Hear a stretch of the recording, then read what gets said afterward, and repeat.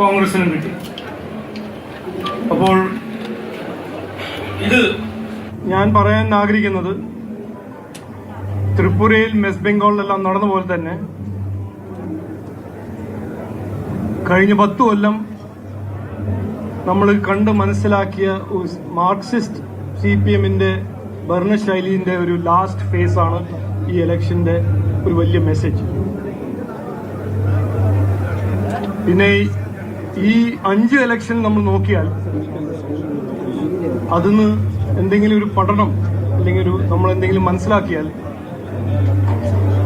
India alliance ഭരിക്കുന്ന Tamil Nadu, west Bengal, Keralam 3 സ്ഥലത്ത് India alliance ആയിരുന്നു ഭരിച്ചത്. ആ 3 സ്ഥലത്തും DMK ആണോ TMC ആണോ CPM ആണോ ജനങ്ങൾ അവരെ തോൽപ്പിച്ചിട്ടുണ്ട്. അതേസമയം NDAന്റെ ഭരണശൈലിയും NDAന്റെ ഭരണവും NDAന്റെ വികസനവും നടപ്പിലാക്കുന്ന ആസാമും പുതുച്ചേരിയിൽ ഒരു പ്രോ ഇൻകംബൻസി മാൻഡേറ്റ് അവിടുത്തെ NDA സർക്കാരിന് കിട്ടിയിട്ടുണ്ട്. ഇതിന് കൂടുതൽ ഇന്ന് ഞാൻ പറയുന്നില്ല. നാളെ ഞാൻ ഇതിനെക്കുറിച്ച് ഞാനും ഗോകുമാർജിയും മുരളീധരന്റെ ഒരു പ്രസ് കോൺഫറൻസ് ഉണ്ടാവും. അതിൽ നമ്മൾ ഇതിനെക്കുറിച്ച് ചർച്ച ചെയ്യാം. പക്ഷെ ഇന്ന് അവസാനം ഞാൻ പറയാൻ ആഗ്രഹിക്കുന്നത് ഇതാണ്.